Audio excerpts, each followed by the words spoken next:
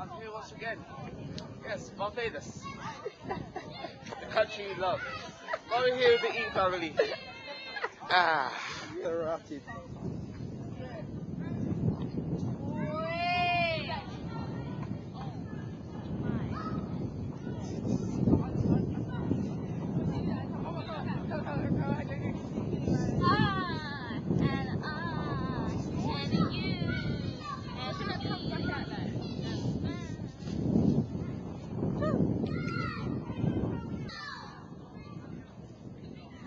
I don't.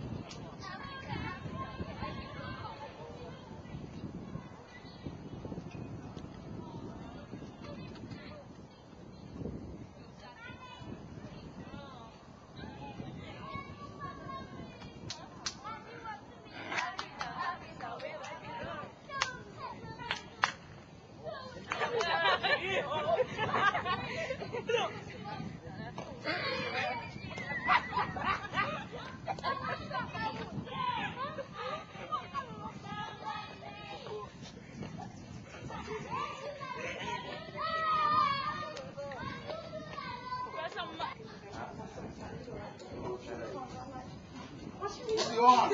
What do you want? You don't make an episode. You get it. Yeah. Good enough. Yeah.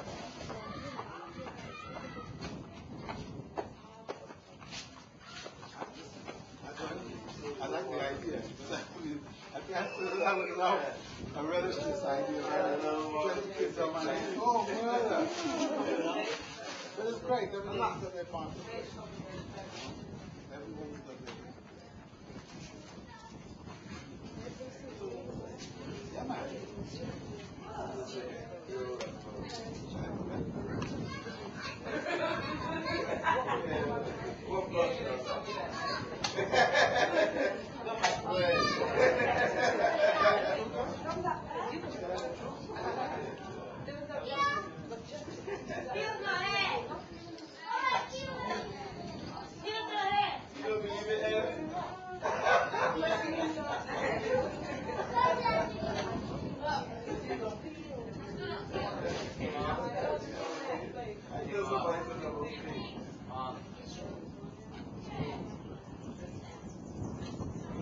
Doing something right. I don't feel inclined to put them. It's serious.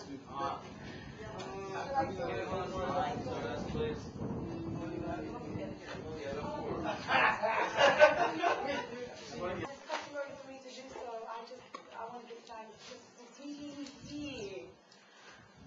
Sometimes you have a vision and then you hold that vision, and then when the vision manifests, sometimes you don't acknowledge it and give thanks for it. And it is my way always to give thanks to the Most High. Always to give thanks in whatever situation. Some situations are much more painful, and whilst I give thanks, I'm crying. But I just feel like skipping around. I think my legs aren't powerful enough right now because of the situation. Yeah. A number of people were saying they felt like skipping around here. You know, I was like, I want to do it too. And the ground seems to have disappeared at that end. So I want to do it. At this stage, just to acknowledge where we are at the home of Mr. and Mrs. Eddie Grant, which is a blessing and a story in itself. When you can be in the presence of an African man who has control of his destiny and is willing to share his blessings with those of us who journey. And so I'm giving thanks for this moment. The young people were playing around, and Eddie said to me, everyone looked so happy. He didn't want to stop them from playing. Let the children play. Let the children play. So the playing was taking place, and in that playing, learning takes place. But sometimes we also need to come together and just have a conversation and see how we're doing. So I approach the young people after asking Eddie. I said, we have to give the young people choices still. Even if they look really happy doing what they're doing, sometimes we just have to ask them, bring them into a certain alignment, and ask them if they want to continue to play, or if some of them want to play, someone wants to come in and just talk, and they all seem to have come in. And at this stage, I just want to say thank you, Eddie, for inviting and having us here. I also want to say thank you to Finance, who, I keep saying thank you to Finance, but they just rallied round, they just kind of like stepped in, giving up their Sunday, they don't even know who we are, what day it is. They see us, The African way. Yeah, and I want to acknowledge another brother who's, home from home. So, I want to acknowledge everyone, but I just say, Eddie, we are here in your home, and, talk to us if you want to. Well, welcome everybody. I know you've all come from a long way. The degree of play tells me how happy you are. I was looking outside just now, and as I said to Sandra, it's amazing. Young people need to play. Sometimes we tend to think in today's world that, young people play too much.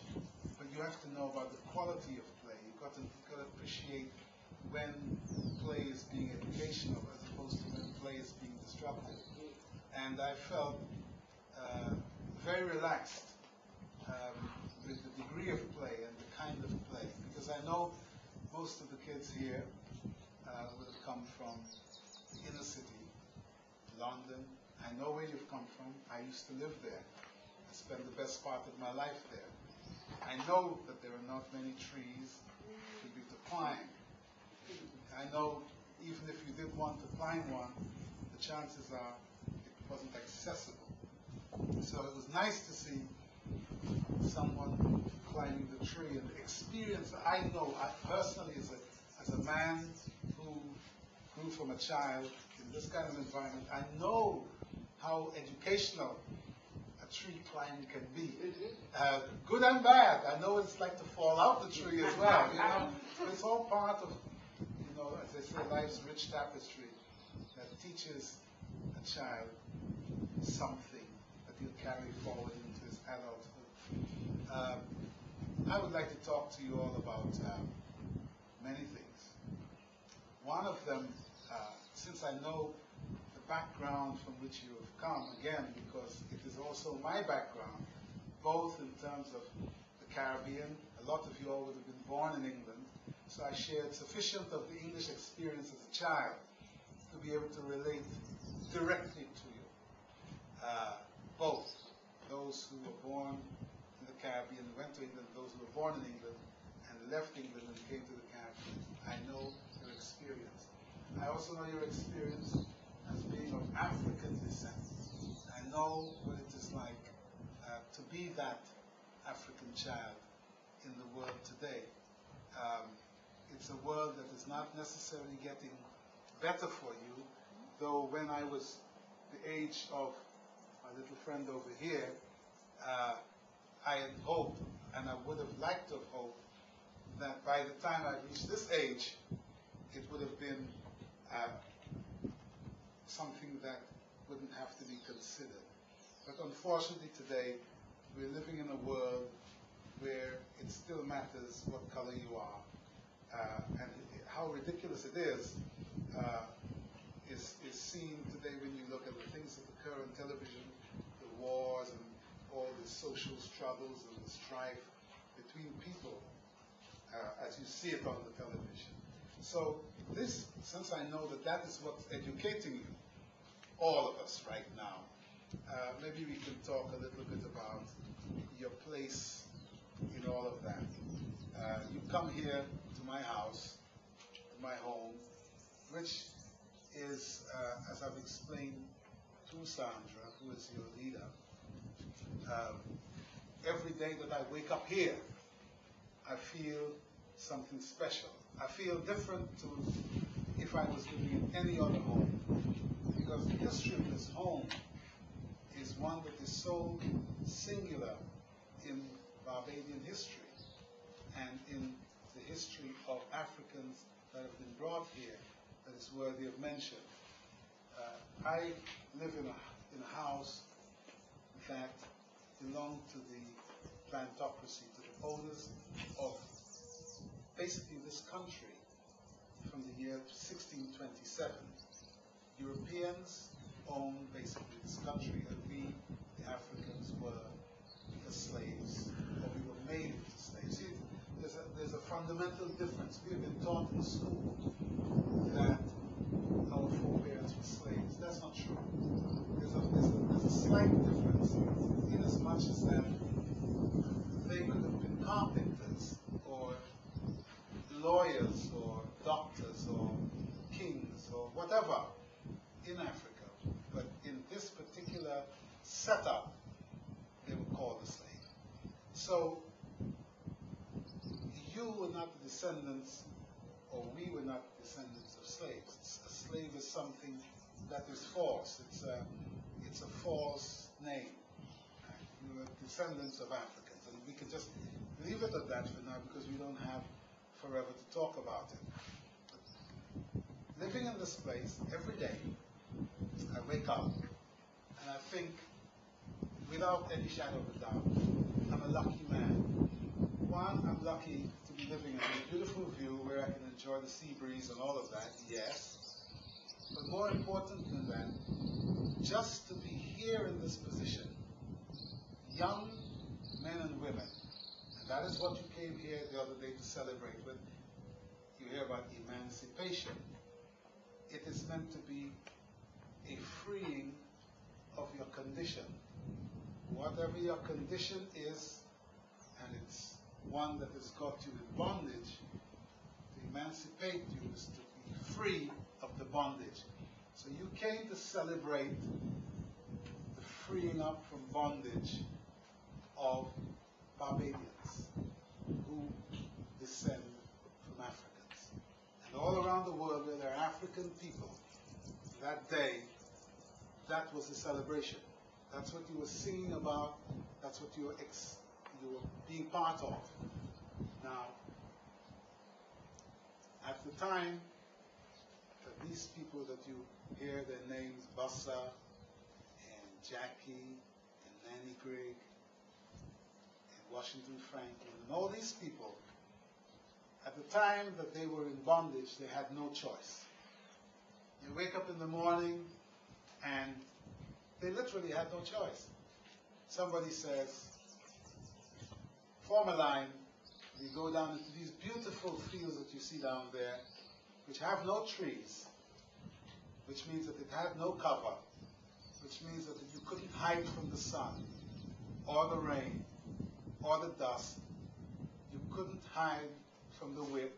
You couldn't hide from anything. You were just a number in a line to go to work. And you worked regardless of whether you liked it or not. That was the sum total of slavery. Slavery had other demeaning factors to it, because when you are not free, it means you are basically owned and controlled by another human mind.